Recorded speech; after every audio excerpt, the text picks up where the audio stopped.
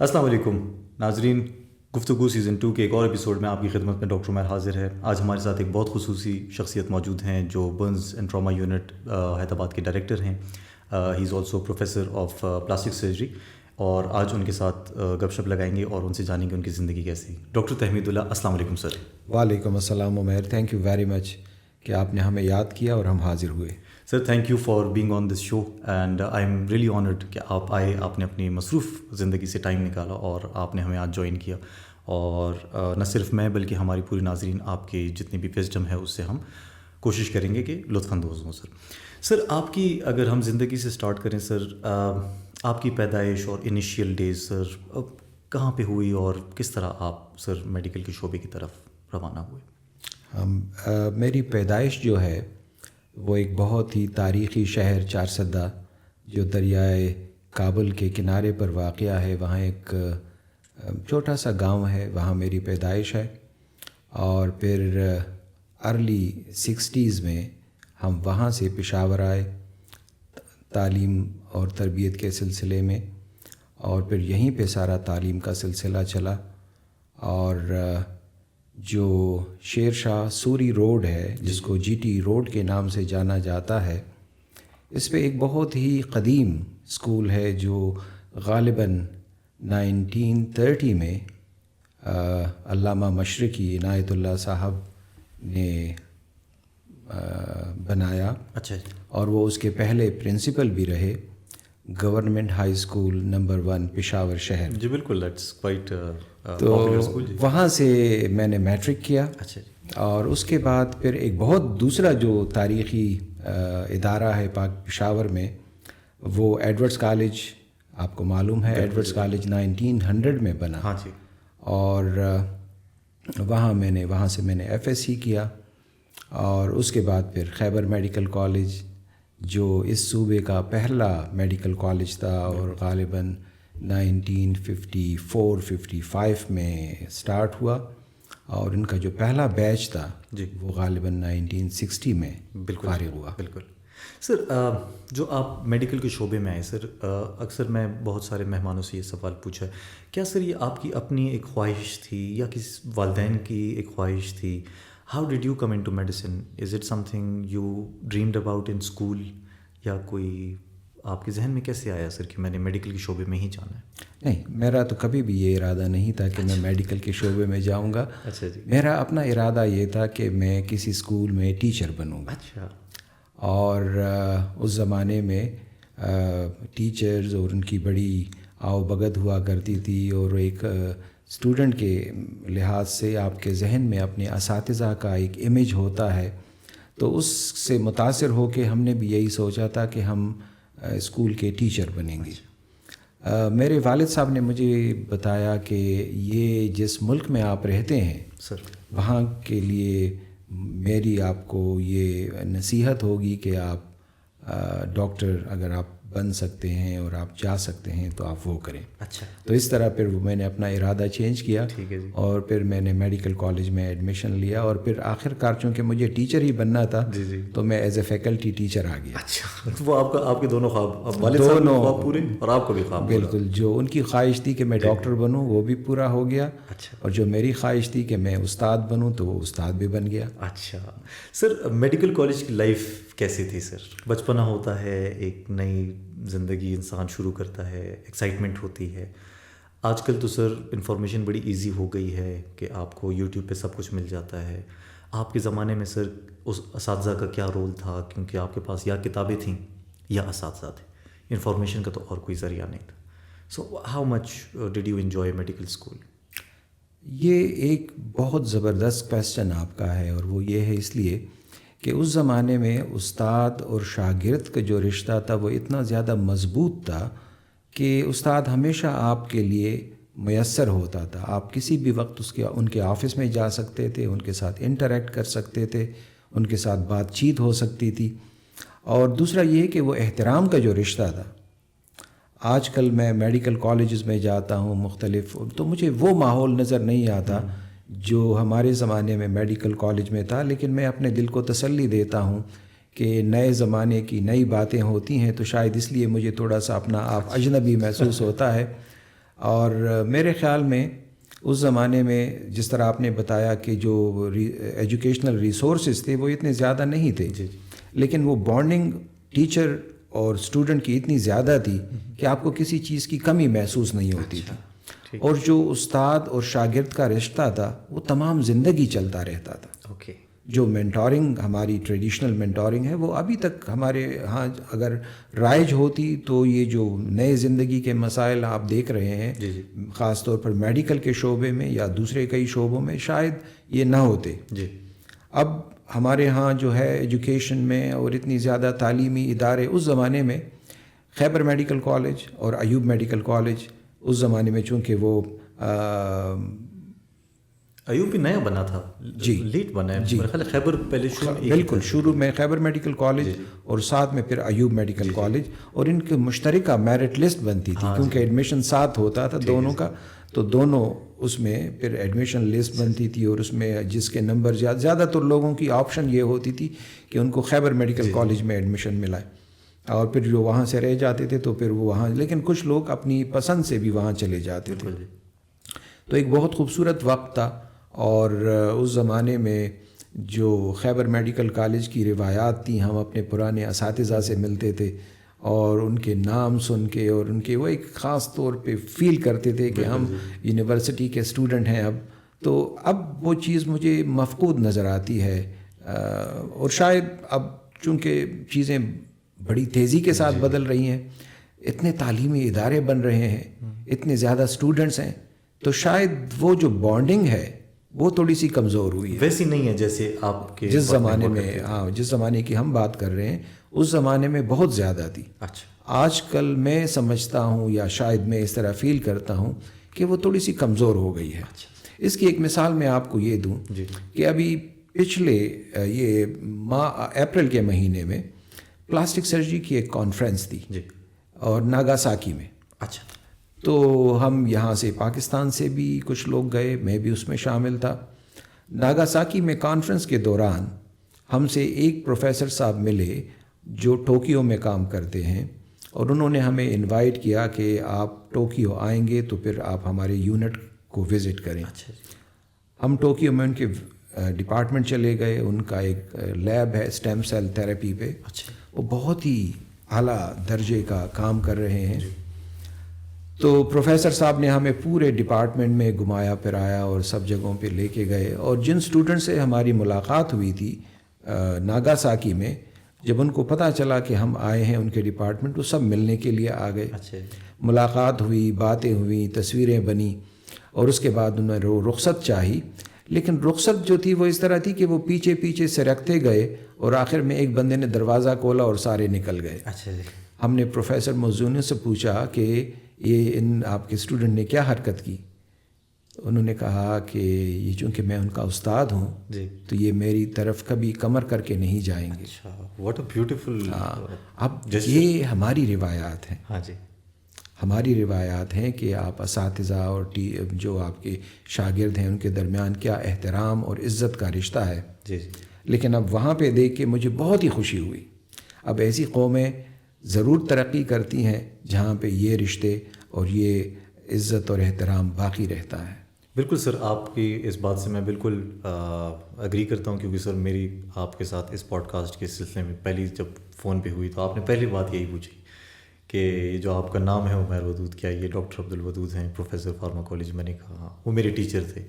تو آپ کے دل میں میرے خیال ہے سر وہ احترام اور وہ جذبہ اساتذہ کا، وہ ایک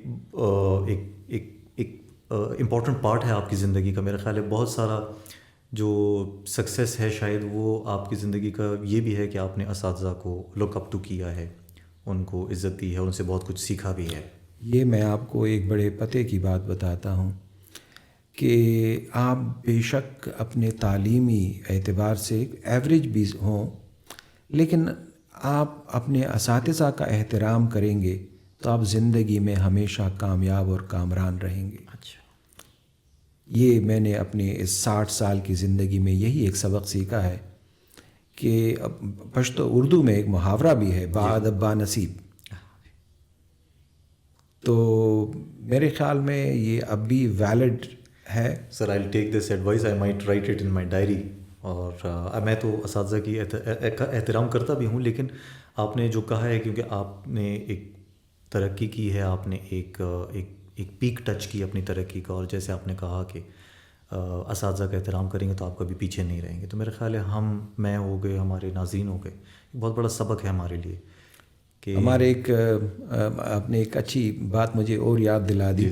ہمارے ایک ٹیچر ہیں اور مشہور آدمی ہیں, ان کا اب بھی جب ٹیلی فون آتا ہے تو میں کھڑے ہو کے وہ ٹیلی فون سنتا ہوں, اور پھر سب لوگوں کو معلوم ہو جاتا ہے کہ کس کا ٹیلی فون ہے, کہ یہ ٹیلی فون آنے کے بعد فوراً کھڑا ہو گیا. اچھا جی, تو کھڑے ہونے سے پتہ چل جاتا ہے. بالکل, کہ وہ معلوم ان کو ہو جاتا ہے کہ یہ ٹیلی فون کس کا ہے, کہ یہ ٹیلی فون سننے کے لیے کھڑا اگر ہو گیا ہے تو یہ ٹیلی فون فلاں کا ہوگا. اچھا جی. تو ہماری یہ اساتذہ جو ہیں یہ آپ کی زندگی کا اثاثہ ہوتے ہیں. بالکل جی. اور ان کا اور ساری زندگی آپ ان سے سیکھتے رہتے ہیں. ہم عام طور پر یہ سمجھتے ہیں کہ جو سکلز ہیں آپ کی, اگر آپ میڈیسن میں ہیں اور آپ سرجری میں ہیں, تو ہم سمجھتے ہیں کہ اساتذہ سے ہم نے ان کی صرف سرجیکل سکلز ہی سیکھنی ہیں. جی جی. آپ نے ان سے زندگی کا طور طریقہ بھی سیکھنا ہے. Humanities is a major part exactly, to learn from them, کہ زندگی کو کیسے بھرتا جائے. اچھا جی. اب ہمارے بہت سے اساتذہ ہیں جو جب ہم اپنے ہاؤس جاب میں تھے یا جب ہم اپنے ٹریننگ میں تھے, تو ہمارے ایک ٹیچر ہیں, اللہ ان کو زندگی دے, حیات ہیں, وہ جب ایک ضعیف العمر مریض جیسے ہی او پی ڈی میں قدم رکھتا تھا تو وہ اپنی کرسی سے کھڑے ہو کے اس کا استقبال کرتے تھے. اور ہمارے لیے آرڈرز یہ ہوتا تھا کہ ایک کرسی, اگر وہاں پہ کوئی خالی کرسی نہیں ہے تو ہم میں سے کوئی ایک بندہ جا کے ان کو اپنی کرسی آفر کرے گا. اچھا. اس مریض کو. تو اب ایسے اساتذہ آپ کہاں سے ڈھونڈیں؟ سر یہ ویسے ہمارے کلچر کا بھی حصہ ہے جو میرے خیال آہستہ آہستہ ختم ہو رہا ہے. ہمارے کے پی کے کلچر کا حصہ ہے مشرشنو زیب و تفریح. اور اسی سے ایک ملتا جلتا ہے کہ ہم 4th ایئر میں ہمارا ایک ٹور تھا جب ہم میڈیکل کالج میں تھے. اچھا. تو ہم گئے کراچی. اچھا جی. کراچی میں چونکہ اتنا زیادہ مصروف شہر ہے وہ, اور سڑکوں پہ اتنا رش ہوتا ہے, تو میں اپنے چند دوستوں کے ساتھ سڑک کے کنارے پہ ہم کھڑے تھے کسی بس کے انتظار میں کہ کوئی بس آئے تو ہم اس میں سوار ہو جائیں. تو ایک بس آئی, ہم اس میں نہیں سوار ہو سکے. دوسری آئی تو پھر میرے ایک دوست نے کہا آپ کس چیز کا انتظار کر رہے ہیں؟ میں نے کہا رکے تو صحیح. کہتے ہیں یہاں کراچی میں بس رکتی نہیں ہے, آپ نے چلتے چلتے اس میں سوار ہونا ہے اور چلتے چلتے اس میں سے اتر جانا ہے. تو خیر ایک بس آئی اور ہم چلتے چلتے اس میں سوار ہو گئے, اور جیسے ہم سوار ہوئے تو ساتھ میں جو سیٹ تھی وہاں سے ایک بندہ وہ اتر گیا, تو جگہ خالی ہو گئی, میں اس پہ بیٹھ گیا. اب بیٹھنے کے فوراً بعد جب میں نے ساتھ میں دیکھا تو ایک ضعیف العمر آدمی کھڑے تھے. تو میں فوراً کھڑا ہوا اور ان سے کہا کہ آپ تشریف رکھیں. انہوں نے کہا نہیں آپ تشریف رکھیں. لیکن اس کے بعد ان کا دوسرا کویسچن یہ تھا کہ آپ کہاں سے آئے ہیں؟ میں نے کہا جی پشاور سے. کہتے میں یہی سمجھ رہا تھا کہ آپ کس شہر کے نہیں ہیں, کیونکہ یہ رواج کراچی میں کب کا ترک ہو چکا ہے.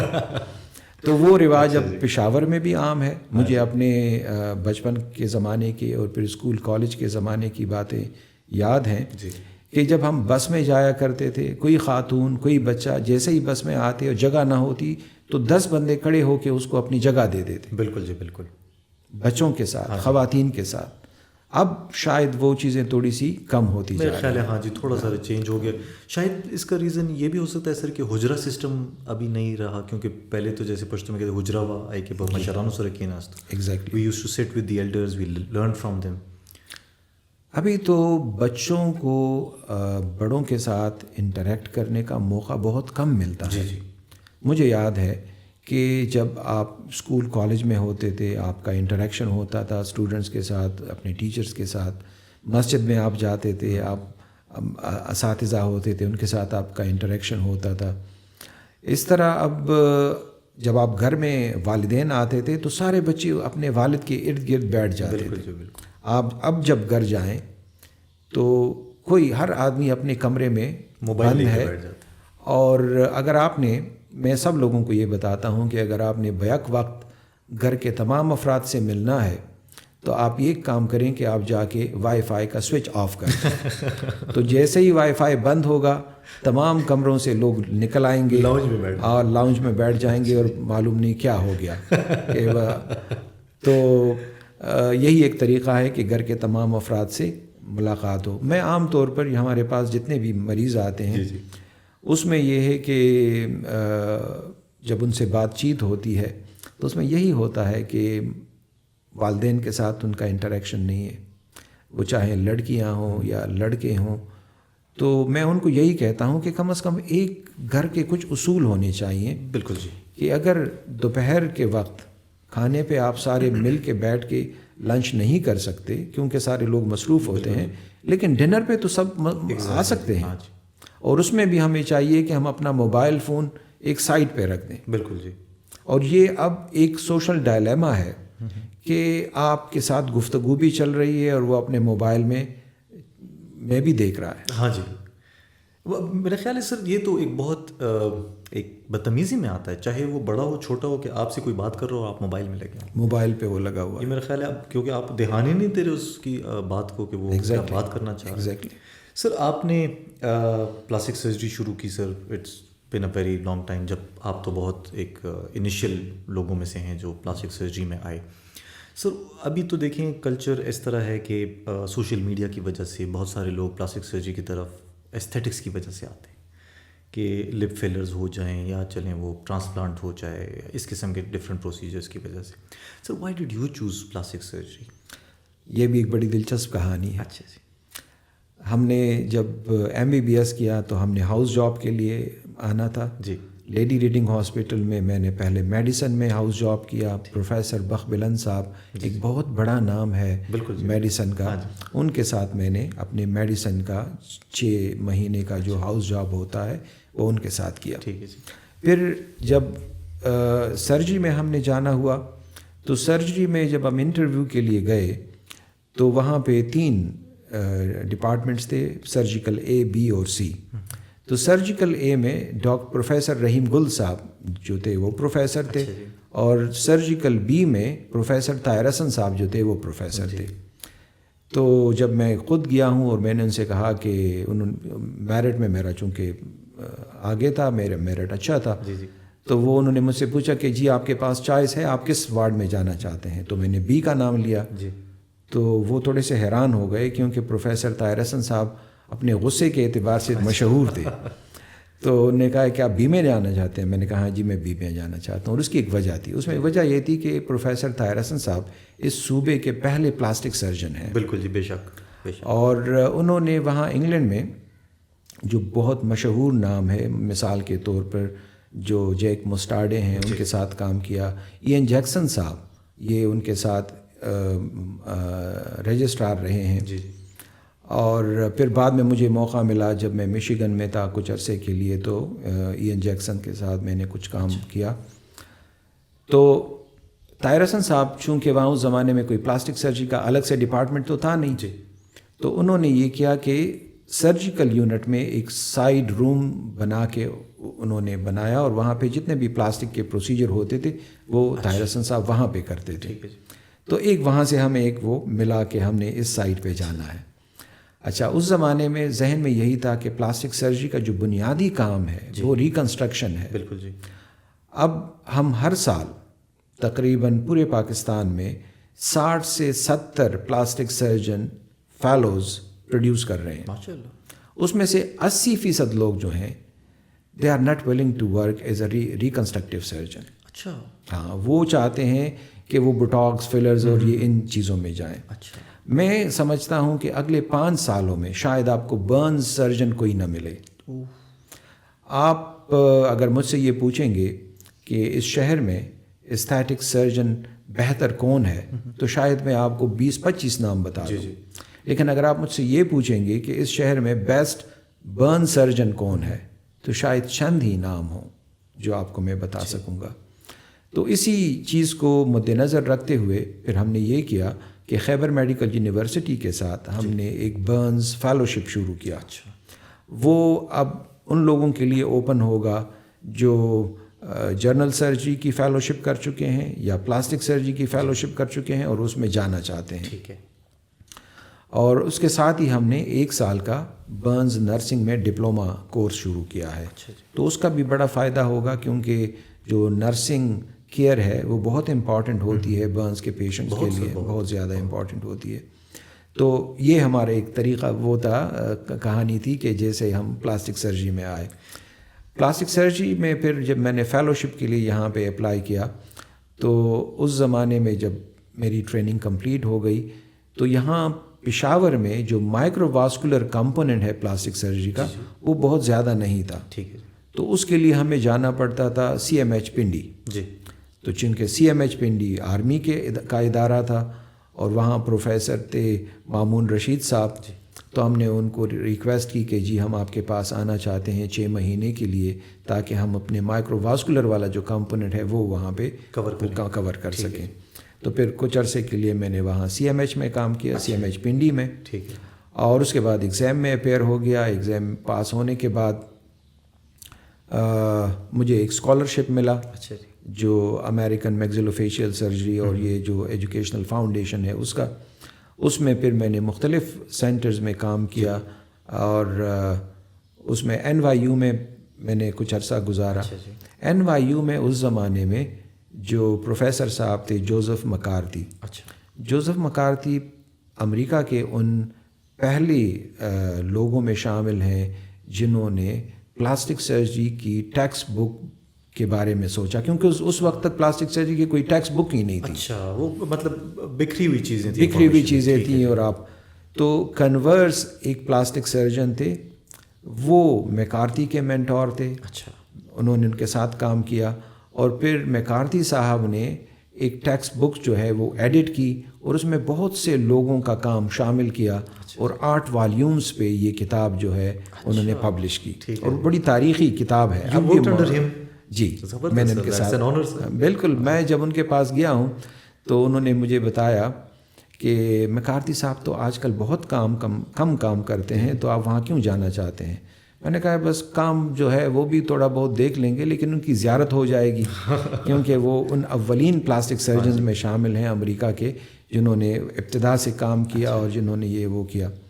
اور اس کے بعد پھر دوسرا جو میرا وقت گزرا وہ کلیولینڈ کلینک میں تھا.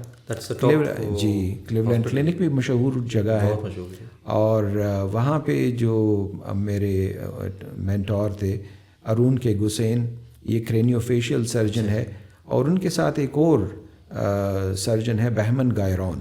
بہمن گائرون ابھی ریٹائر ہو گئے ہیں جی.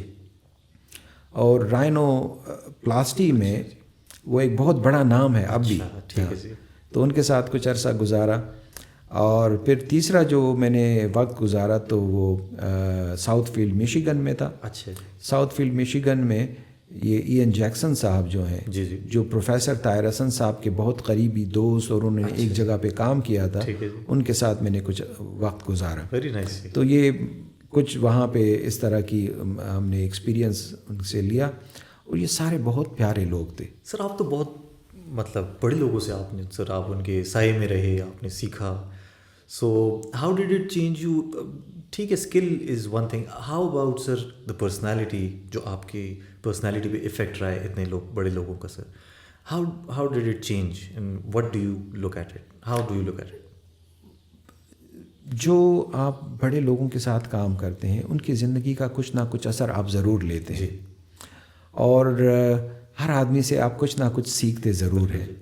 مثال کے طور پہ اب جو میکارتھی صاحب ہیں وہ اپنی عام زندگی میں بڑے ریزرو رہا کرتے تھے، لیکن وہ اتنے اپنے کام میں اتنے منہمک ہو جایا کرتے تھے کہ وہ چیز مجھے ابھی بھی یاد آتی ہے کہ کیسے ہی اپنے کام میں جب آپ اتنے منہمک ہو جائیں تو تبھی آپ اس میں ایکسل کر پاتے ہیں.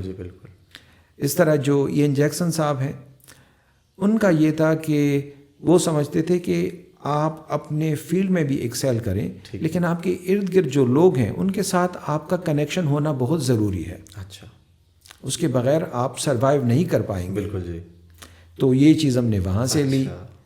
تو بہمن گائرون صاحب جو ہیں وہ یہ تھا کہ کبھی کبھار گیپ ہوتا ہے پروفیسر میں اور جونیئر ڈاکٹرز میں، تو وہ گیپ انہوں نے کبھی آڑے آنے نہیں دیا.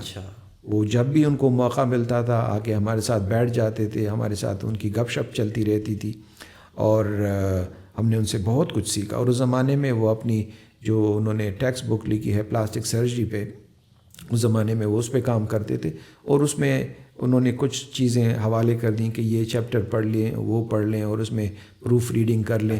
تو اس طرح کا وہ، تو ہر آدمی سے آپ جب ملتے ہیں اور ان کے ساتھ کام کرتے ہیں تو کچھ نہ کچھ آپ سیکھتے رہتے ہیں ان سے. بہت خوبصورت ایکسپیرینس رہا ہوگا سر. بہت زبردست کہ آپ نے پروف ریڈنگ اور اس میں کچھ نہ کچھ چیزیں دیکھنا، اور how this process happens, because I think the process is some thing that has been in your heart now. آپ بھی میرا خیال ہے آپ کی زندگی کی یہ بہت ساری چیزیں حصہ بنی ہوں گی. بالکل. اور میں پھر یعنی اس کا اعتراف کرتا ہوں کہ بہت سی چیزیں جس میں شاید پہلے مجھے کوئی زیادہ نہ مجھے اس کی رغبت تھی نہ کوئی شغف تھا ان سے، لیکن وہاں پہ ان لوگوں کے ساتھ جب ٹائم گزارا تو پھر میں اس طرف مائل ہو گیا. مجھے یاد ہے ایئن جیکسن صاحب جو ہیں وہ کئی کتابوں کے مصنف ہیں، اور جب ہم آپریشن تھیٹر سے فارغ ہوتے تھے تو وہ آگے اور میں ان کے پیچھے پیچھے چلتے، تو پہلے وہ جاتے تھے مریض کے جو والدین ہوتے تھے یا ان کے جو عزیز و اقربا آئے ہوتے تھے ان کے ساتھ بیٹھ جاتے تھے، اور ایک ایک تفصیل کے ساتھ آپریشن کے بارے میں، آپریشن کیسے شروع ہوا، کیسے درمیان میں رہا، اور کیسے وہ اختتام پذیر ہوا، پھر اس کی پوسٹ آپ کیئر کیا ہوگی، پھر آپ نے فالو اپ کے لیے کب آنا ہے، یہ تمام تفصیلات وہ خود بتاتے تھے. مریضوں کے وہ جو عزیز ہوتے تھے، جو ان کے ساتھ تیماردار ہوتے تھے، ان کو بتاتے تھے. پھر وہاں سے وہ سیدھے آتے تھے اپنے آفس میں، اور ان کے آفس میں ایک کافی کے لیے مگ پڑا ہوتا تھا، اس میں کافی انڈیلتے اور پھر اپنے کام میں لکھنا شروع کر دیتے تھے.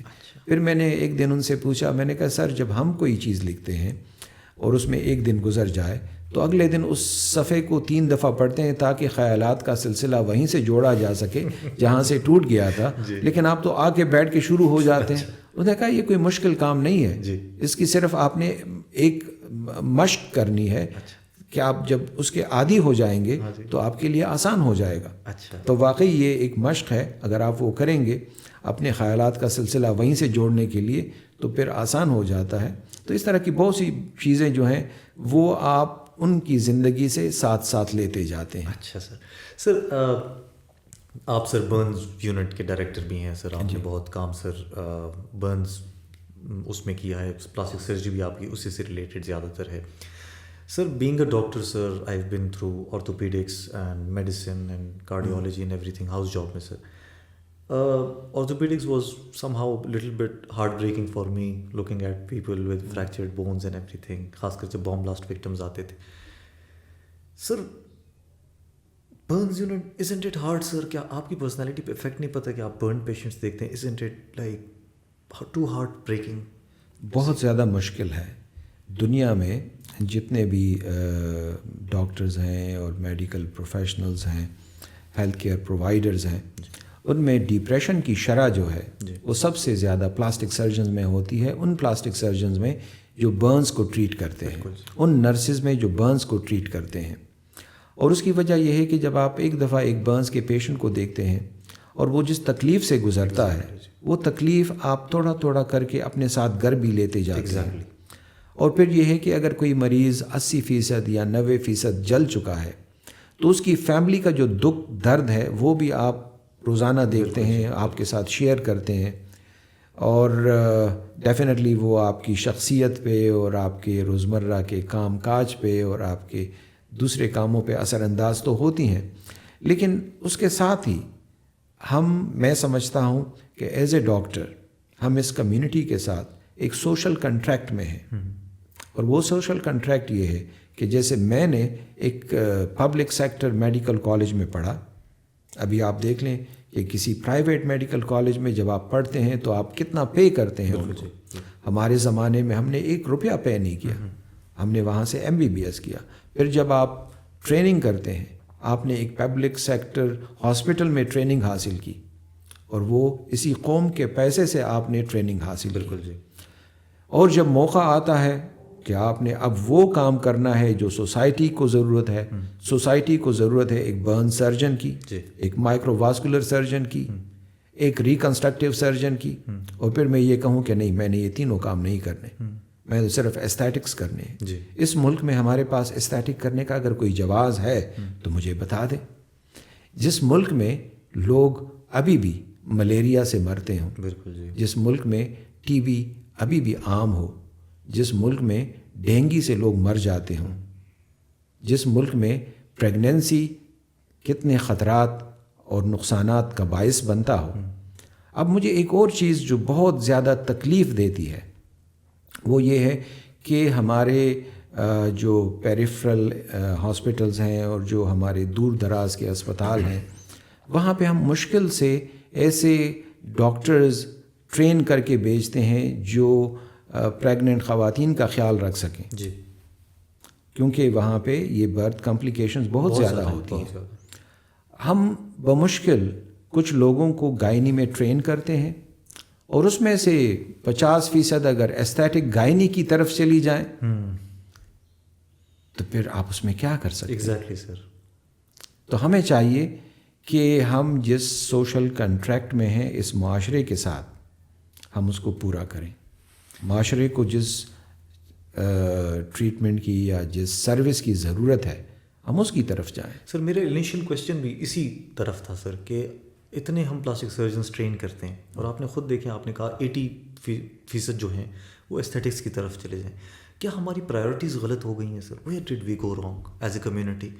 کہ ٹھیک ہے aesthetic is something if you want to do fine, لیکن یہ تو وہ مینٹل اسٹرینتھ بتا رہی ہے یا مینٹل کیپیسٹی بتا رہی ہے ایک لوگوں کی. ایک 80% بہت زیادہ ایک لوگ ہیں سر کہ جنہوں نے ایک سوچ بنا لی کہ ہم نے اس طرف جانا ہے. مسئلہ سارا جو ہے وہ معیشت کا ہے.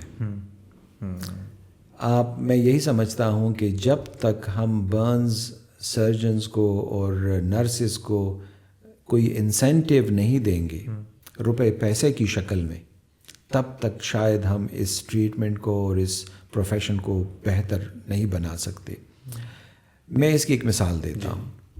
جب تک سرجنز پرائیویٹ سرجری کا کوئی تصور نہیں تھا اس ملک میں پرائیویٹ سرجری کا جو تصور تھا وہ جو پہلا پرائیویٹ میڈیکل سینٹر اس شہر میں بنا اس کے بعد سرجن جا کے وہاں بیٹھ گئے اور انہوں نے پرائیویٹ سرجری شروع کر دی. ورنہ اس سے پہلے تو آپ سرجن کے طور پہ صرف مریض دیکھتے تھے اور پھر وہی مریض سرکاری اسپتال میں آپریٹ ہوتا تھا. بالکل جی.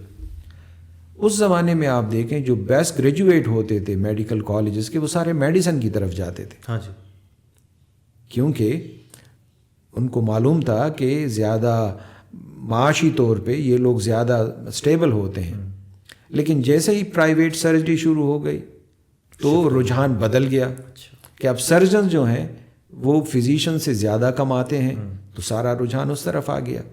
تو جب آپ کی ڈائنامکس یہ چلتی ہوں. دوسرا یہ ہے کہ ہمارے پاس کوئی ایسی اسٹیٹسٹکس نہیں ہے، ہمارے پاس کوئی اعداد و شمار نہیں ہے کہ ہم یہ معلوم کر سکیں کہ اگلے 5 سال میں مجھے کتنے کارڈیک سرجن چاہیے، مجھے کتنے پلاسٹک سرجن چاہیے.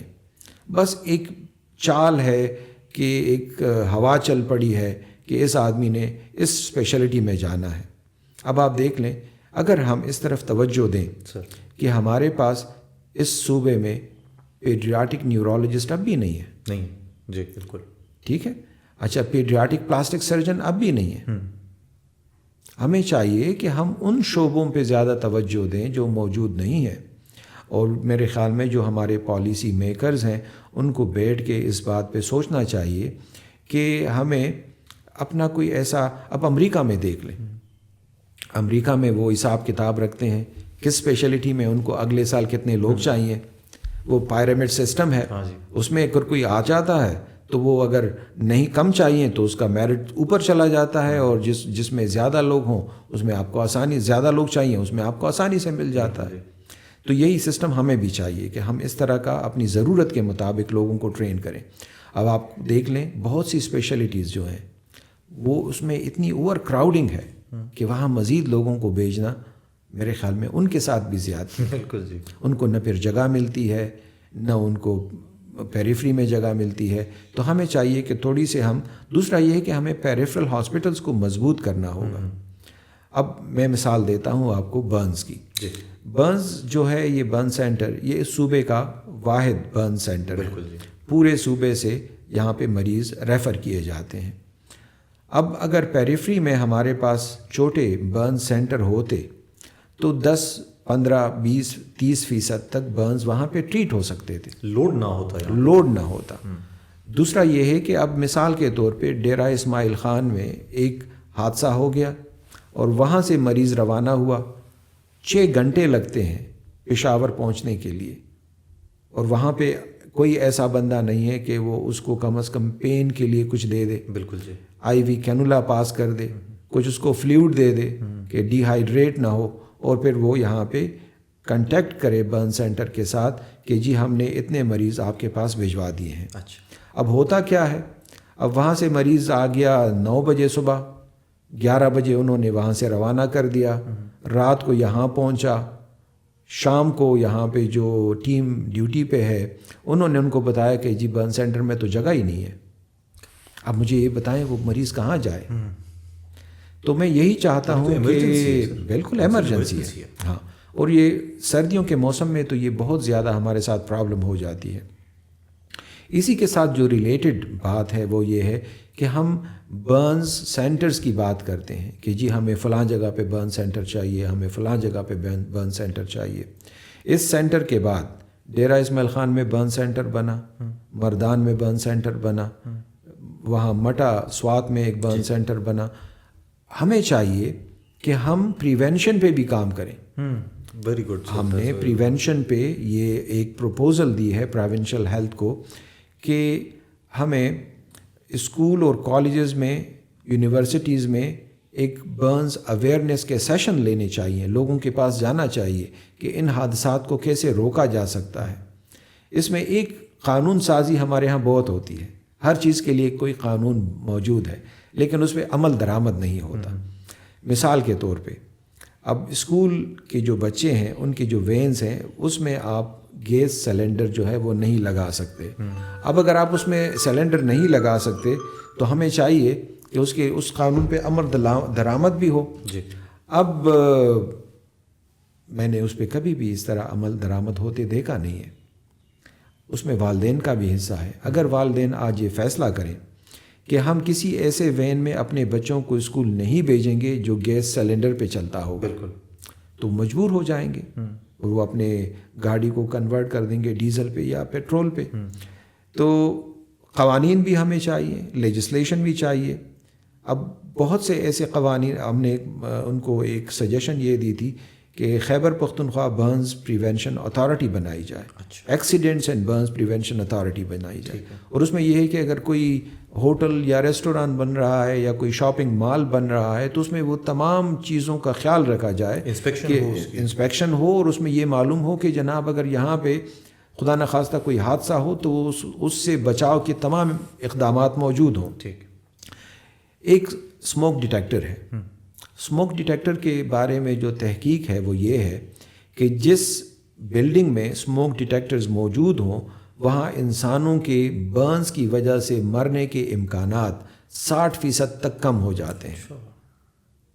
اب یہ کوئی بڑی بات نہیں ہے. ہاں, کوئی ایکسپینسو چیز بھی نہیں ہے, زیادہ ایکسپینسو بھی نہیں ہے. لیکن غلطی کہاں پہ ہوتی ہے, بہت سے بلڈنگز میں ہم اسموک ڈیٹیکٹرز تو لگا لیتے ہیں لیکن اس میں ایک چھوٹا سا سیل پڑتا ہے جو آپ نے 6 مہینے کے بعد چینج کرنا ہے. وہ نہیں کرتے. وہ اس کی چونکہ مینٹیننس نہیں ہوتی تو وہ پھر ضائع ہو گیا, وہ لگے یا نہ لگے, کیونکہ اس میں سیل اگر کام نہیں کر رہا تو وہ ڈیٹیکٹ نہیں کرے گا. تو اس کی ایک انسپیکشن ہونی چاہیے. ہم بحیثیت قوم تھوڑے سے لاپرواہ قسم کے لوگ ہیں. ہمیں تھوڑے سے نہیں, ذرا زیادہ لاپرواہ ہیں اس معاملے میں. ایون سر سردیوں کا موسم آتا ہے تو ڈر شروع ہو جاتا ہے.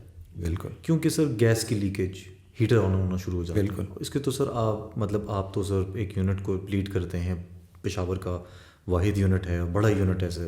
میں خود وہاں آ چکا ہوں سر بہت دفعہ. اٹس اے بیوٹیفل پلیس سر, اور اچھا بنا ہوا ہے, اسٹیٹ آف دی آرٹ ہے. لیکن سر آپ کے پاس کتنے کیسز سردیوں میں اس کی تعداد بڑھتی ہوگی؟ بالکل, بہت زیادہ. ہمارے پاس جو ہیں پھر روزانہ کے اعتبار سے 20-25 مریض آنا شروع ہو جاتے ہیں. ہماری ٹوٹل کیپیسٹی جو ہے, کیونکہ یہ پورا اس سینٹر جو ہے اس میں 120 بیڈز ہیں. اس 120 بیڈز میں 60 بیڈز جو ہیں they are for plastic and reconstructive surgery, اور جو 60 ہیں وہ ہم نے تقسیم کیے ہوئے ہیں کہ اس میں سے کچھ خواتین کے لیے مختص ہیں, کچھ مردوں کے لیے اور کچھ بچوں کے لیے ہم نے مختص کیے ہوئے ہیں. اب یہاں پہ ہمارے ہاں رواج یہ ہے کہ اچھا ان مریضوں میں سب سے زیادہ تعداد بچوں کی ہوتی ہے اور خواتین کی ہوتی ہے. پریشر کوکر اور اس کے علاوہ ان کے لہرات آنچل کیونکہ انہوں نے اپنے گھر کے اندر اگر وہ کچن میں کام کر رہے ہیں تو انہیں لمبا سا دوپٹہ لیا ہوا ہے, وہ آگ پکڑ لیتا ہے, اور وہ اگر آپ وہاں ان کی معمولی سی بھی موومنٹ ہو اور اس دوپٹے کا کوئی پلو آگ کو چھو جائے تو فوراً آگ پکڑ لے گا. اچھا یہ خواتین جو ہیں صبح کے وقت گھروں میں اکیلی ہوتی ہیں, مرد اور بچے اسکول چلے جاتے ہیں, مرد اپنے کام پہ چلے جاتے ہیں اور ان کو پھر وہ فرسٹ ایڈ فراہم کرنے والا بھی کوئی نہیں ہوتا. اچھا ایک اور اس کے ساتھ جو ریلیٹڈ چیز ہے وہ یہ ہے کہ اسپتال وہ بعد میں پہنچتے ہیں, اسپرے کے لیے پہلے چلے جاتے ہیں. ہاں سر, یہ اسپرے کا کیا کانسیپٹ ہے؟ میں آپ سے پوچھنا چاہ رہا تھا کہ یہ اسپرے کا کیا کانسیپٹ ہے. لوگوں نے ایک اسپرے بنائے ہوئے جس سے کوئی بندہ ہے اس کے پاس اسپرے ہے, وہ اسپرے لگاتے ہیں, پھر وہ بندہ ٹھیک ہو جاتا ہے, کہتے ہیں اسپتال مت لے کے جاؤ. What is this sir? Spray جو ہے وہ بیسیکلی اس میں تھوڑا سا لوکل انیستھیٹک ہوتا ہے اور وہ لیئر سی بنا لیتا ہے اس پہ. تو اگر وہ سپرفیشیل برنز ہے جی تو سپرفیشیل برنز تو ویسے بھی 2 ہفتے میں ویسے بھی اس نے ٹھیک ہونا ہے. اگر آپ اس کے اوپر کچھ بھی نہ لگائیں, صرف ویزلین لگا دیں تب بھی وہ ٹھیک ہو جائے گا.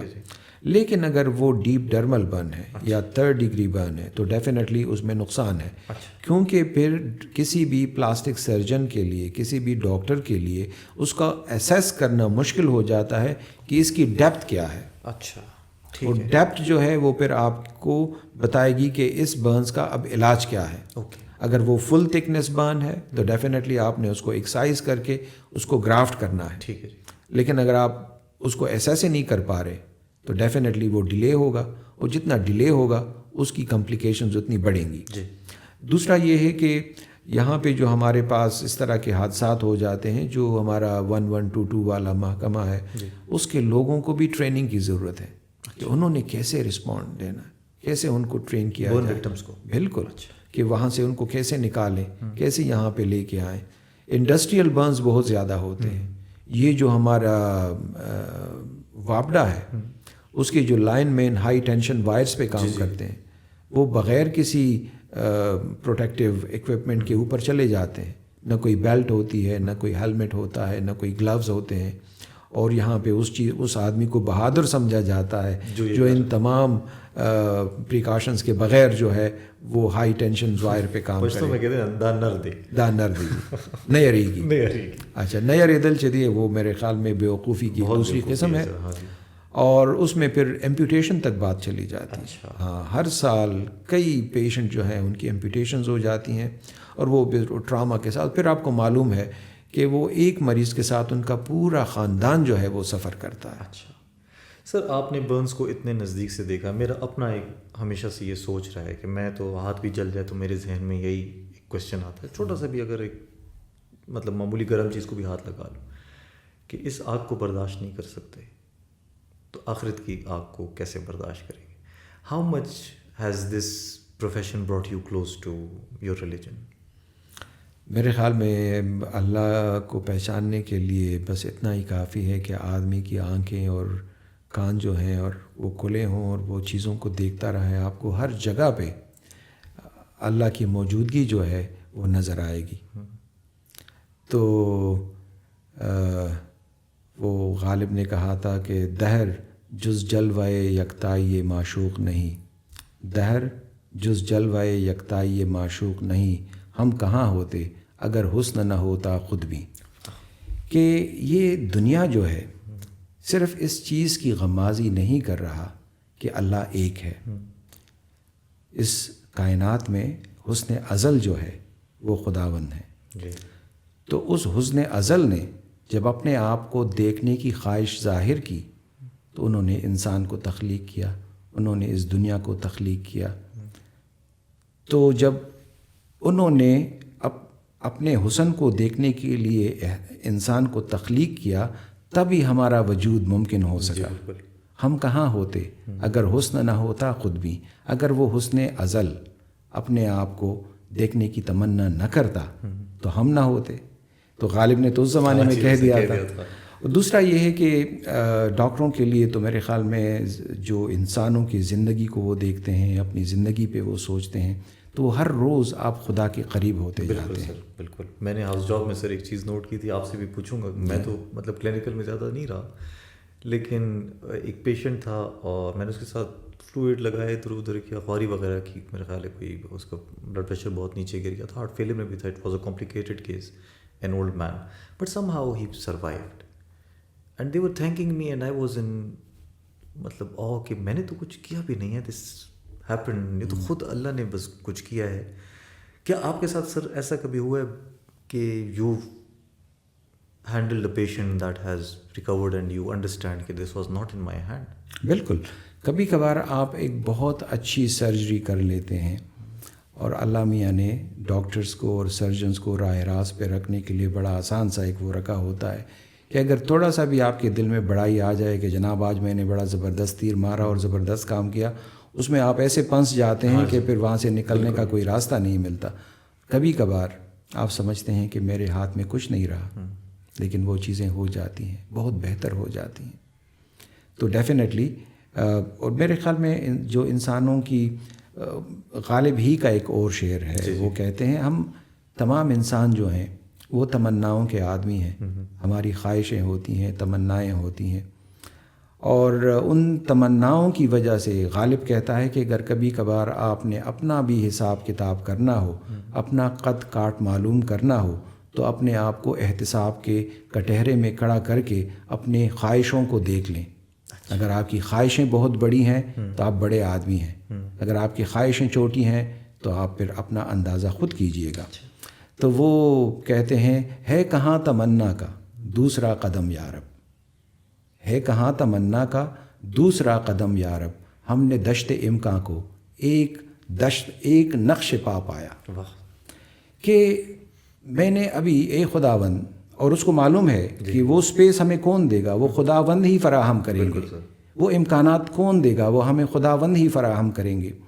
ہے کہاں تمنا کا دوسرا قدم یارب, اے خداوند میری تمنا اتنی بڑی ہے کہ ابھی میں نے تمنا کا ایک ہی قدم اٹھایا تھا اور یہ تمام کائنات اپنی تمام تر امکانات کے ساتھ اس ایک قدم کے نیچے آ گئی, تو اب میں دوسرا قدم کہاں رکھوں؟ بیوٹیفل سر, بیوٹیفل, ویری بیوٹیفل. اور غالب کے جو دیوان کی ابتدا ہے وہ کہتے ہیں ہستی کے مت فریب میں آ جائیو اسد, ہستی کے مت فریب میں آ جائیو اسد, عالم تمام حلقہ دام خیال ہے. یہ کائنات, یہ زندگی, یہ ایک خواب و خیال ہے. ابھی پروفیسر صاحب سے بات ہو رہی تھی, میں نے کہا سر یہ زندگی پلک جھپکتے گزر گئی, ہمیں معلوم ہی نہیں ہوا, ہم سمجھے ہی نہیں.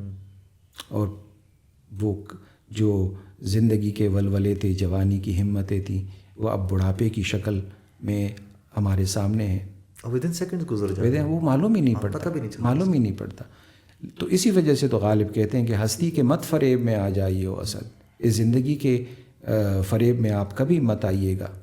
عالم تمام حلقہ دام خیال, یہ صرف ایک خیال ہے, ایک خواب ہے, یہ ختم ہو جائے گا. ہاں, ہم اپنے بچپن میں ایک بات بڑی تواتر کے ساتھ سنتے تھے, پڑھتے تھے کہ یہ زندگی کچھ بھی نہیں ہے, چند یادیں ہیں.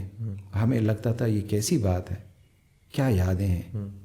اب اس عمر میں پہنچ کے ہمیں اندازہ ہو گیا کہ واقعی زندگی میں اور کچھ نہیں رہتا, صرف آپ کی یادیں ساتھ رہ جاتی ہیں.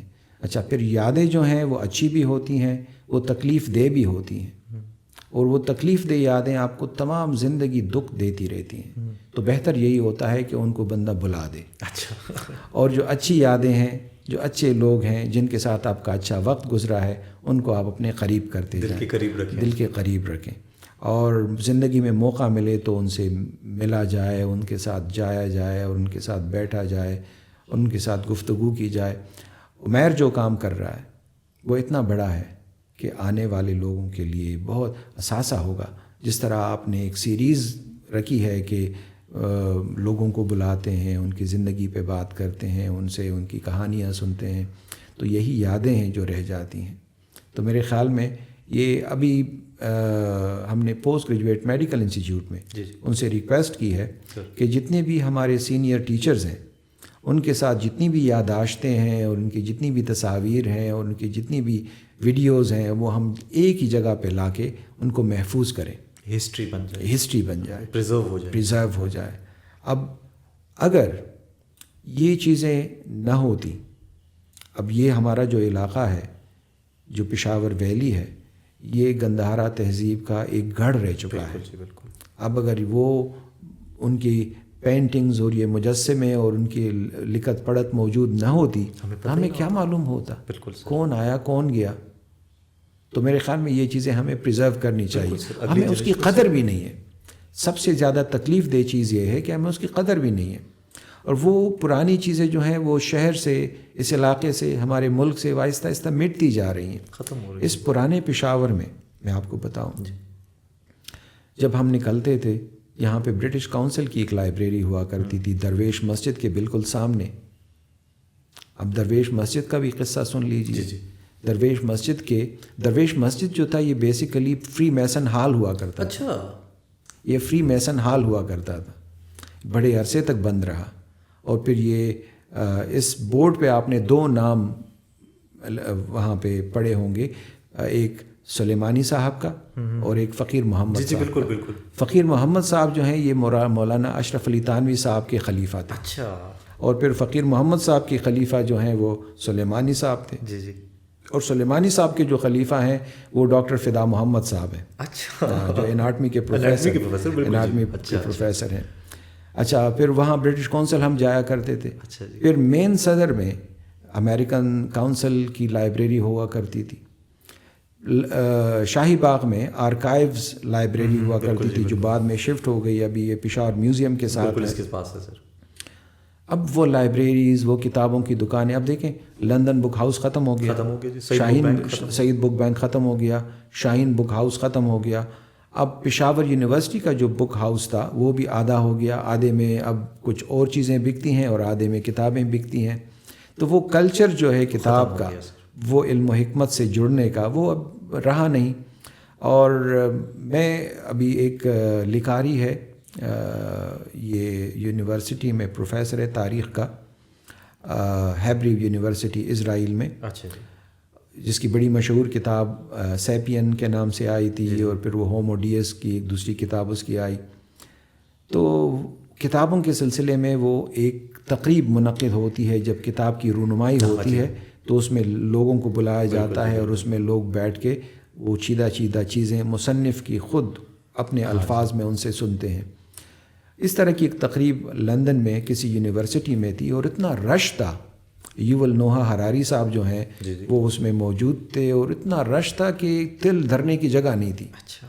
اور وہ میں اپنے کچھ اسٹوڈنٹس کے ساتھ بیٹھ کے ہم مل کے دیکھ رہے تھے.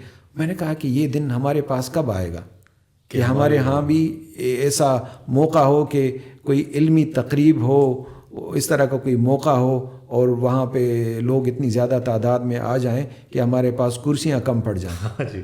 لیکن انفارچونیٹلی کانسرٹ میں ایسا ہو جائے. بالکل. لیکن لٹری کسی فیسٹیول میں ایسا نہیں ہوتا. اب فیض فیسٹیول ہوا کرتا تھا لاہور میں, وہاں بہت ریگولر ہم جایا کرتے تھے. پھر یہ کووڈ کی وجہ سے 1-2 سال ہو نہیں سکا. اچھا جی. تو اس میں جانا نہیں ہوا, لیکن وہاں پہ جا کے آپ کو معلوم ہوتا ہے. اور اچھا, ایک دفعہ جو لٹری فیسٹیول تھا اسلام آباد میں, جی, تو وہ میں کسی اور کام کے سلسلے میں گیا ہوا تھا, مجھے معلوم ہوا تو پھر میں چلا گیا. اور اسٹیج پہ جو ہے وہ کشور ناہید صاحبہ تشریف فرما تھی. تو وہ سوال جواب کے سلسلے میں نے کہا میرا کوئی سوال نہیں ہے, لیکن ایک شکوہ ہے. اور وہ شکوہ یہ ہے کہ تمام اس قسم کی ادبی تقریبات جو ہیں وہ کراچی, لاہور, اسلام آباد میں تو ہوتی ہیں, ہمارے ہاں کسی نے نہیں کرائی. آپ نے صحیح فرمایا سر, یہاں نہیں ہوتی. تو یہاں پہ یہ شروع ہوں گی, اور ہماری نئی نسل کی جو تکلیفیں ہیں, جو ان کی پریشانیاں ہیں, وہ اسی وجہ سے ہیں کہ ہم کتاب سے دور ہو گئے ہیں. بالکل جی. اور پرابلم یہ ہے کہ ہمیں, وہ ایک شاعر کہتا ہے کہ اپنی حالت کا بھی احساس نہیں ہے مجھ کو, میں نے اوروں سے سنا ہے کہ پریشان ہوں میں. ہماری حالت وہی ہے, ہمیں خود معلوم نہیں ہے کہ ہم پریشان کیوں ہیں. ہمیں اور لوگ بتاتے ہیں کہ آپ پریشان لگ رہے ہیں, آپ پریشان لگ رہے ہیں. بالکل جی. تو جب ہم اپنے حالات پہ خود غور کریں گے, ہمیں وہ کمیاں محسوس ہوں گی, ان کو ریکٹیفائی کیسے کرنا ہے, اس کا مداوع کیسے کرنا ہے, تب ہمارے حالات सुधर सकेंगे. हम बस गिलों में ही फंस गए हैं. गिले शिकवे करते रहे, सेल्फ रिफ्लेक्शन नहीं. सेल्फ रिफ्लेक्शन नहीं है sir, that is very important sir. बैठ के खुद अपने आप पे गौर करें, हमारी हालत ये क्यों हो गई, इस शहर की हालत क्यों ये हो गई, ये दूरियां क्यों बढ़ गई. ये अभी एक अजीब सा वो है कि इवन हमारी प्राइवेसी जो है वो इतनी हावी हो गई हम पे कि इवन आपकी बहन भाई आपके घर में आते हैं, वो आपसे परमिशन लेंगे कि उमैर साहब हम आपके बाथरूम चले जाएं. बिल्कुल जी. वो अपनाइयत नहीं वो रही. नहीं रही. हाँ, आपको हर एक चीज़ पराई पराई लगती है. हालांकि होना ये चाहिए कि बस वो जैसे पहले सिस्टम होता था, जितनी सिंपल आप अपनी ज़िंदगी को रख सकते हैं उतना आप आसान और खुशबाश रहेंगे. मैंने तो सर 90s में पेशावर देखा था. उस वक्त जब छोटा बहुत अच्छा था उस वक्त भी Peshawar. I don't know where we went wrong, और कहाँ कल्चर जो है वो डिवाइड आना शुरू हो गया. Probably because of the migration of a lot of people के टेररिज्म की वजह से they moved out of Peshawar. Brain train भी बहुत कुछ हुआ है. लेकिन आई थिंक कि आपकी बात सही है कि जब तक हम अपने सीनियर जनरेशन के साथ, किताबों के साथ, उनकी कल्चर के साथ जब तक कनेक्ट नहीं होंगे तो हम बिखरते हुए फिरते रहेंगे सर. इसका कोई रास्ता नहीं. एग्जैक्टली आपने यही बिल्कुल सही कहा कि शहर की आबादी जब एक ख़ास हद से बढ़ गई तो फिर उसमें वो कोहेजन नहीं रही. फिर वो लोग अकेले अकेले हो गए. मुझे याद है पेशावर शहर का एक बहुत छोटा सा शहर हुआ करता था 80s में जी. और लेट 70s में. और उस ज़माने में जो गुलबहार का इलाक़ा है वहाँ एक नई बस्ती बसाई गई, और जो शहर के पुराने लोग थे तो वहाँ जाके आबाद होना शुरू हो गए. और फिर अखबार में कोई ख़बर उससे मुताल्लिक़ आती तो वो लिखा जाता था कि पेशावर शहर की जदीद बस्ती गुलबहार. अभी वहाँ पे आप जाएं तो इतनी कंजेशन हो गई है. अच्छा, फिर बाद में जब हम मेडिकल कॉलेज में थे और 3rd ईयर में पहुँचे तो हमें शाम को आना पड़ता था राउंड के लिए, क्योंकि क्लिनिकल्स आपके शुरू हो जाते थे तो आपने वार्ड में राउंड के लिए आना होता था. और हम अपने सीनियर रजिस्ट्रार से ये रिक्वेस्ट करते थे कि जी मगरिब की आज़ान से पहले पहले हमें फ़ारिग कर दें, क्योंकि फिर हमें शहर जाने के लिए गाड़ी नहीं मिलेगी. अच्छा. हमें मालूम नहीं था कि ये शहर इतना वसी हो जाएगा कि यूनिवर्सिटी तो क्या, हयाताबाद और हयाताबाद से आगे तक कितना इलाका शहर का हिस्सा बन जाएगा. काफ़ी वसी हो चुका है, लेकिन वो कोहेजन नहीं रही. वो कोहेजन नहीं. अजनबियत है. अजनबियत हर बंदा दूसरे. इवन 90s में सर मुझे याद है कि मेरे वालिद साहब हर दूसरे बंदे को जानते थे, सब उनको जानते थे. कोहेजन थी, सब एक दूसरे को जानते थे. गाड़ियाँ भी इतनी नहीं थी, ट्रैफिक नहीं थी. There were good people living in Peshawar. बिल्कुल. There were good places to go and eat. There were good places to एक कल्चर था पेशावर का. बिल्कुल. एक हमारा सदर होता था, सदर ही जाते थे यहाँ पे, सिटी टावर्स, इंपीरियल वगैरह. But that is it. हमें ना कोई शौक़ था कि कोई हम ब्रांडेड चीज़ें पहने. पेशावर खुद एक ब्रांड था, बस यहीं के कपड़े, यहीं का सब कुछ. लेकिन सर बस आई थिंक एवोल्यूशन है, it has to happen. Let's hope कि अच्छी evolution. वो ज़िंदगी के साथ साथ ये चीज़ें आपने एक्सेप्ट करनी होती हैं. उसमें से कुछ अच्छी चीज़ें भी आती जाती हैं, कुछ बुरी भी आ जाती हैं. फिर आपने उनके साथ गुजारा करना होता है. और उस ज़माने में आप देख लेना, अगर आपने, यानी मैं अब जदीद ज़माने की जो अच्छी चीज़ें हैं उनका भी थोड़ा सा तज़किरा कर लें. मिसाल के तौर पे उस ज़माने में अगर आपने अपने किसी दोस्त अहबाब को फ़ोन करना है तो आप एक ट्रंक कॉल मिलाया करते थे टेलीफोन के डिपार्टमेंट में जाके. आप उनको बताते थे कि जी मैंने फ़लाँ नंबर पे फ़लाँ मुल्क में बात करनी है, तो वो 10 मिनट की 5 मिनट की कॉल आपकी बुक हो जाती थी, ट्रंक कॉल, और फिर उसका ठीक ठाक लंबा चौड़ा बिल आता था. अब जो मवासिलात हैं, जो एक दूसरे के साथ बातचीत के ज़राए हैं, वो इतने ज़्यादा हो गए हैं और मुफ्त हो गए हैं. आप व्हाट्सएप पे बात कर सकते हैं, आप मैसेंजर पे बात कर सकते हैं, और फेसबुक जो है वो तो एक ग्लोबल विलेज बन गया है. आपके वो दोस्त जो ज़िंदगी में पता नहीं किस किस मकाम पे आपसे बिछड़ गए थे, आपको वो मिल जाते हैं, आपको दोबारा वो मिल जाते हैं. तो उसके कुछ फ़वाइद भी हैं, लेकिन अब नुकसानात. मैं इस पे एक जो वॉइस ऑफ अमेरिका है उसकी उनका एक प्रोग्राम है, वो सुनता हूँ कभी कभार. उसमें उन्होंने ये किया है कि वो अफ़ग़ानिस्तान से गए हुए महाजरीन जो अब अमेरिका में आबाद हैं, उन्होंने उनके लिए एक प्रोग्राम शुरू किया हुआ है. और वो उस प्रोग्राम में आके कहते हैं कि जी मैं फ़लाँ सन में, फ़लाँ स्कूल में, फ़लाँ कॉलेज में, फ़लाँ जगह पे पढ़ता था, اور میرے ساتھ فلاں فلاں فلاں لوگ تھے، اب مجھے ان کا کوئی اتا پتہ نہیں ہے، تو اگر وہ یہ پروگرام سنیں تو اس پروگرام کے توسط سے ریڈیو سے رابطہ کریں اور میرا یہ نمبر ہے، اچھا، اور وہ اس طرح، اور اس میں پھر وہ لوگ جب مل جاتے ہیں آپس میں ان کا بھی تعارف ہوتا ہے کہ جناب وہ آپ امریکہ میں ہیں تو دوسری آپ کی فیملی کا کوئی بندہ یا آپ کا کوئی دوست وہ جرمنی میں ہے اور وہ اس نے آپ کا پروگرام سن لیا اور انہوں نے پھر آپ سے رابطہ کیا. تو یہ جدید زمانے کی جو چیزیں ہیں یہ بھی آپس میں آپ کو جوڑتی ہیں، لیکن جڑنے کے لیے آپ میں ایک طلب ہونی چاہیے کہ اگر آپ میں طلب ہے تو آپ کو وہ مل جاتی ہیں، اور اگر طلب ہی نہیں ہے تو ڈیفینیٹلی پھر تو بات. بہت سی چیزیں جو ہمارے علاقے کا یا ہمارے دین کا حصہ تھیں وہ اب جدید زمانے کے ساتھ جب ہم نے انگریز سے گورے سے وہ سنی تو ہمیں بڑی اٹریکٹیو لگی. مثال کے طور پہ ایموشنل انٹیلیجنس کا نام ہم نے پہلی دفعہ سنا، ہم بڑے امپریس ہو گئے. جان کیبٹ زن صاحب جو ہیں، جو ایک ایموشنل انٹیلیجنس کا ادارہ اور مائنڈ فلنس کا ادارہ چلاتے ہیں باسٹن میں، انہوں نے کتاب لکھی مائنڈ فلنس پہ کہ جناب موجودہ لمحے میں رہنا ہی زندگی ہے، کیونکہ جو گزشتہ ہے وہ گزر گیا، جو آنے والا ہے وہ کس نے دیکھا. تو اسی پریزنٹ مومنٹ میں آپ رہیں تو آپ کی زندگی ہے، آپ اس میں خوش رہیں گے. وہ جو ماضی کے دکھ ہیں وہ بھی ختم ہو جائیں گے، اور جو مستقبل کے خدشات ہیں وہ بھی ختم ہو جائیں گے، اور آپ پریزنٹ مومنٹ میں زندگی گزاریں گے تو آپ بڑے خوش رہیں گے.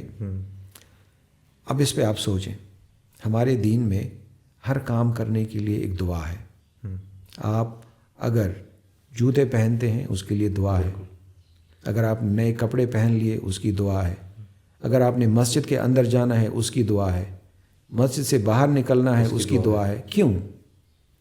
یہ آپ کو آپ کے ماضی سے اور آپ کے فیوچر کے خیالات سے توڑنے کے لیے ہیں کہ جب آپ مسجد سے باہر نکلنے کی دعا پڑھیں گے تو آپ اس پریزنٹ مومنٹ میں آ جائیں گے کہ میں اب مسجد سے باہر نکل رہا ہوں. یہ کیا ہے؟ Mind فلنس.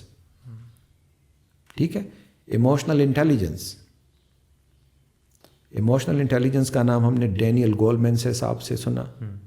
Working with emotional intelligence, tricks and tips, اور پتہ نہیں ساری دنیا اس کی دیوانی ہو گئی. But this already exist. ہمارے اپنے مذہب کا اگر آپ اپنے ایموشنز کو راستے میں کھڑا کریں نمبر، اور ان کو اندر ایک ایک بلاتے جائیں اور ان سے پوچھتے جائیں، ان کی ڈیپتھ میں جائیں کہ اس ایموشن کے پیچھے اور کیا جذبہ کار فرما ہے. اگر مجھے کوئی اچھی چیز لگ رہی ہے تو کیوں لگ رہی ہے، اگر کوئی چیز بری لگ رہی ہے تو اس کے پیچھے کیا ایموشنز ہیں. اچھا، وہی جو آپ کے تھاٹس ہیں وہ تھاٹس آپ کے ایموشنز بن جاتے ہیں، اور وہ ایموشنز جو ہیں پھر آپ کے ایکشنز بن جاتے ہیں، اور پھر وہ ایکشنز جو ہیں وہ آپ کا بیہیویئر اور ایٹیچیوڈ جو ہے اس کا تعین کرتے ہیں. تو جب تک تھاٹس آپ کے راہ راست پہ نہ ہوں آپ کے ایکشنز کبھی راہ راست پہ نہیں ہو سکتے. تو یہ چیزیں جو ہیں ہمارے دین نے ہمیں سکھائی ہیں. حضور فرماتے ہیں کہ اگر آپ کسی بات پہ رنجیدہ ہیں یا آپ کو غصہ آ گیا ہے تو اگر آپ کھڑے ہیں تو بیٹھ جائیں، بیٹھے ہوئے ہیں تو لیٹ جائیں، پانی پی لیں. کیوں؟ اس لیے کہ جو انسٹنٹ ڈیسیژن آتا ہے، آپ تو ماشاءاللہ نیورولوجی پہ کتابیں لکھتے ہیں، تو آپ کا وہ جو ڈیسیژن ہے، یعنی جو آپ کا سیریبرل کارٹیکس آپ کو ڈیسیژن دیتا ہے، وہ تھوڑا سا معلومات کو اس کے پاس جب ڈیٹا پہنچتا ہے تو اس کو انالائز کرنے میں وہ تھوڑا سا وقت لگائے گا، وہ چند سیکنڈز ہی ہوتے ہیں، اور آپ کا جو پریمیٹیو برین ہے وہ فوراً آپ کو ڈیسیژن دے دیتا ہے. تو اگر آپ نے اس پہ عمل کیا تو وہ سوائے پچھتاوے کے اور کچھ بھی نہیں ہے، because it is driven by hormones. بالکل. اور وہ پھر جو ایمگڈلا ہائی جیک ہو جاتا ہے، آپ ہائی جیک ہو جاتے ہیں، اس کے ہاتھوں جو ہیں وہ ہائی جیک ہو کے تو پھر آپ غلط فیصلے بھی کر لیتے ہیں. وہ کہتے ہیں نا سر کہ اینگر اور گریف میں ہر ایک فیصلہ غلط ہوتا ہے. بالکل بالکل. اور یہ قرآن میں بھی مسلمانوں کو کہا گیا ہے کہ جب آپ کوئی ایسی خبر سنیں تو اس کی تحقیق کر لیا. بالکل. تحقیق میں ڈیفینیٹلی آپ کا دماغ تھوڑا سا ٹائم لے گا اور آپ کو اچھا ڈیسیژن دے گا. ایگزیکٹلی. اور وہ اچھا ڈیسیژن جو ہے وہ آپ کے ایموشنز کو کام ڈاؤن اور لاجیکل ڈیسیژن ہوگا. سر بیوٹیفل آپ نے سر جو ایکسپلینیشن دی sir, you given us a perspective about life, about medicine. It was so inspiring that I was so in depth of the entire storytelling. اور وہ جو آپ نے سر سکھایا کہ مطلب ایک نیا آپ نے میرے لیے ایک نئی سوچ شروع کر دی، because I have to now think about a lot of things and I'm sure کہ ویورز نے بھی سر اس کو بہت انجوائے کیا ہوگا اور وہ اس میں گئے ہوں گے. میرا تو دل کرتا ہے سر ہم 4-5 گھنٹے ٹاپکس پہ ڈسکشن کرتے ہی رہیں، لیکن unfortunately because of time restraints and your busy schedule as well. Sir جانے سے پہلے سر آپ سے ایک آخری جو ہے ایک وزڈم کی ایک ایڈوائس آپ سے چاہوں گا ہمارے ویورز کے لیے اور میرے لیے بھی سر، کہ میں ہو گیا، ہماری جنریشن آف ڈاکٹرز ہو گئے یا اسٹوڈنٹس ہو گئے یا نئے جو آ رہے ہیں، سر آپ ہم سے سینئر ہیں، آپ نے دیکھی ہے دنیا، دیکھی ہے، آپ ایک وقت سے گزر چکے ہیں. ہمیں sir not in terms of money اور fame, in terms of stability, ہم اسٹیبل مائنڈ اور پیسفل کیسے رہ سکتے ہیں، ہمیں کیا کرنا چاہیے کمیونٹی کے لیے، ہمیں اپنے آپ کے لیے کیا کرنا چاہیے، how should we proceed about things. اس کے لیے میں یہ ریکویسٹ کروں گا اپنے تمام جو ینگ ڈاکٹرز ہیں، ینگ لوگ ہیں، وہ یہ ہے کہ ہمارے لیے خدا ہمیں کہتا ہے کہ آپ کے لیے آپ کے پیغمبر کی زندگی جو ہے وہ نمونہ ہے، آپ اس میں سے سیکھیں.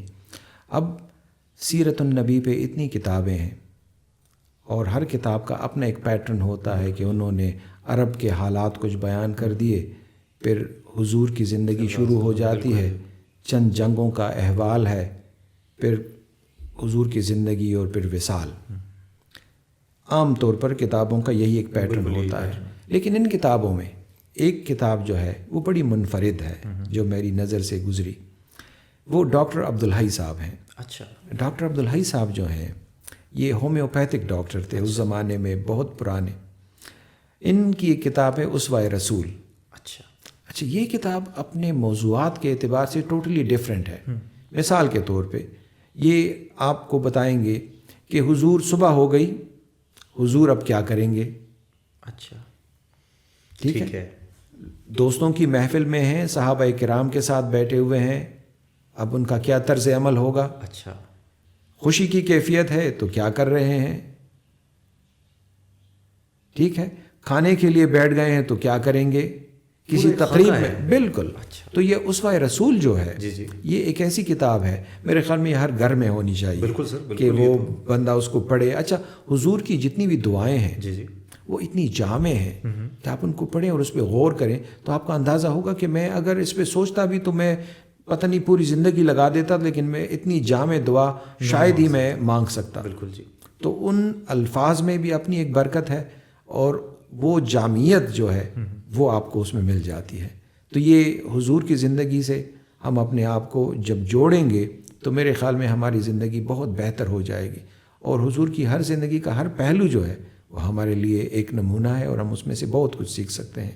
دوسرا جو ہے، ہم عام طور پر قرآن مجید سے ہمارا تعلق بڑا کم ہوتا ہے. بالکل جی. اور اب تو اتنی چیزیں اویلیبل ہیں کہ آپ کسی بھی طریقے سے اس میں اگر تھوڑی سی ایفرٹ کریں گے تو آپ کو بڑی آسانی کے ساتھ چیزیں مل جائیں گی. لیکن اس میں کچھ لوگ جو ہیں وہ ایک سطحی طور پہ اس کو پڑھتے ہیں. جب تک آپ ان ڈیپتھ اس میں نہیں جائیں گے آپ کو اس کا وہ مزہ نہیں آئے گا. یہ قرآن خود بھی کہتا ہے کہ تدبر کرو. بالکل. اور اس میں میں آپ کو بتاؤں، تائیوان میں ایک پلاسٹک سرجری کی کانفرنس تھی، اور جو ایمریٹس کی فلائٹ ہے وہ کچھ دن ہوتی ہے، کچھ دن پھر نہیں ہوتی. کانفرنس ختم ہو گئی، پھر اگلے دن ایمریٹس کی کوئی فلائٹ نہیں تھی. تو ہمیں 2 دن وہاں پہ رہنا تھا، اور پھر ہم وہ نقشہ لے کے ڈھونڈتے رہے کہ کوئی ایسی جگہ ہو جہاں پہ یہ 2 دن گزارے جا سکیں. تو وہاں پتہ چلا کہ کنفیوشس کے زمانے کا ایک پگوڑا ہے اور وہاں پہ وزٹ کیا جا سکتا ہے. شام کو میں ٹرین میں بیٹھا اور اس علاقے میں پہنچ گیا، گھوما پھرا، لیکن پھر وہ میں راستہ بھول بیٹھا اور لوگوں سے پوچھتا گیا. 2 خواتین مجھے نظر آئیں جو شکل و صورت کے اعتبار سے اس علاقے کی نہیں تھیں، کیونکہ سارے چائنیز تھے، یہ 2 مختلف شکل و صورت کی تھیں. ان سے میں نے کہا آپ یہاں سے واقف ہیں اس علاقے سے؟ انہوں نے کہا ہاں جی تھوڑا بہت واقف ہیں، ہمیں تھوڑا سا عرصہ ہو گیا ہے۔ پھر میں نے ان سے پوچھا آپ کہاں کے رہنے والے ہیں؟ ایک نے کہا کہ میں میکسیکو سے آئی ہوں، دوسرے نے کہا کہ میں امریکن ہوں۔ اچھا، یہ ینگ خواتین تھیں اور یہ وہاں تبلیغ کے سلسلے میں آئی تھیں۔ اچھا، یہ مورمنز جو ہوتے ہیں کرسچنز میں، تو وہ اس سلسلے میں وہاں آئی تھی اور تبلیغ کر رہی تھی۔ پھر انہوں نے مجھے وہ جگہ بتا دی اور پھر انہوں نے اپنی بات بھی مجھے پہنچانی تھی کیونکہ وہ تبلیغ کرنا تھا۔ انہوں نے ان کے پاس ایک بائبل تھی، مورمنز کی بائبل، وہ انہیں کھول کے مجھے دکھائی۔ آپ یقین کریں اس میں انہوں نے چیزوں کو انڈر لائن کیا ہوا تھا، اس میں انہوں نے اپنے نوٹس لکھے ہوئے تھے، یعنی اتنی جافشانی کے ساتھ ان ڈیپتھ انہوں نے مطالعہ کیا ہوا تھا اس کا۔ ہمارے کتنے نوجوان ہوں گے جو اتنے ان ڈیپتھ ان چیزوں کا قرآن کا یا حدیث کا یا حضور کی زندگی کا مطالعہ کرتے ہیں۔ سر مجھے افسوس ہوتا ہے اور بہت دکھ بھی ہوتا ہے کہ ہمارے ہاں سر قرآن تب نکالا جاتا ہے جب فوتگی ہوتی ہے، یا بیٹی کی شادی ہو تو سر پہ قرآن پکڑ کے، یا پھر کوئی غم ہو تو آپ چڑوں کو بلاتے ہیں مسجد سے۔ مطلب امیجن کریں کہ انسان اتنا اوپر ہو گیا کہ آپ کے لیے قرآن کوئی اور پڑھے گا۔ ایگزیکٹلی، امیجن سر، مطلب ہم اتنے گر چکے ہیں کہ ہمارے لیے قرآن کوئی اور پڑھے گا، اور ہم اتنی ہی کوشش اس میں نہیں کرتے کہ ہم پڑھ لیں کہ اس میں لکھا گیا۔ I'll be honest with you سر، میں نے سورہ بقرہ کی 3 یا 4 جو پہلی آیات ہیں اس میں میرے 6 مہینے لگ گئے تھے، اور ابھی بھی میں اس کو پڑھتا ہوں، it still teaches me some thing, میں اس سے آگے جا ہی نہیں پا رہا ہوں۔ تو جب کوئی کہتا ہے میں نے قرآن ختم کر لیا، میں کہتا ہوں ختم کیسے کر لیا؟ تو ختم نہیں ہو سکتی کتاب، اٹس لیونگ، بالکل پوری زندگی کے لیے، پوری زندگی کے لیے ہے۔ اور وہ میرے خیال میں ہم دیکھیں نا، زندگی میں سب چیزیں اپنے دوستوں کے ساتھ ڈسکس کرتے رہتے ہیں، بچوں کے ساتھ ڈسکس کرتے رہتے ہیں۔ ہمارے اسکول کے زمانے میں ہمارے ایک دوست تھے جی، ہمارے ہم جماعت تھے، تو ان کی خاص بات یہ ہوا کرتی تھی کہ جو بھی نئی کتاب آتی تھی تو ان کو اس کے بارے میں معلوم ہوتا تھا، وہ ہمیں اس کے بارے میں بتا دیتے تھے، اور ہمیں بڑی ایک یہ تجسس ہوتا تھا کہ یہ آدمی اتنا زیادہ چیزیں کیسے پڑھ لیتا ہے۔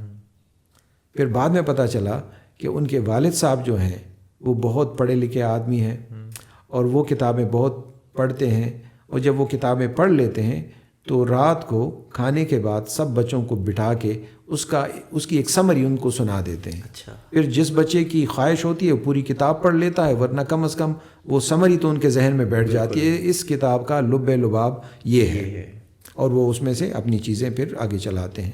اب ہم میں سے کتنے لوگ ہوں گے جو کتابیں پڑھتے ہیں، جو اپنے بچوں کے ساتھ شیئر کرتے ہیں؟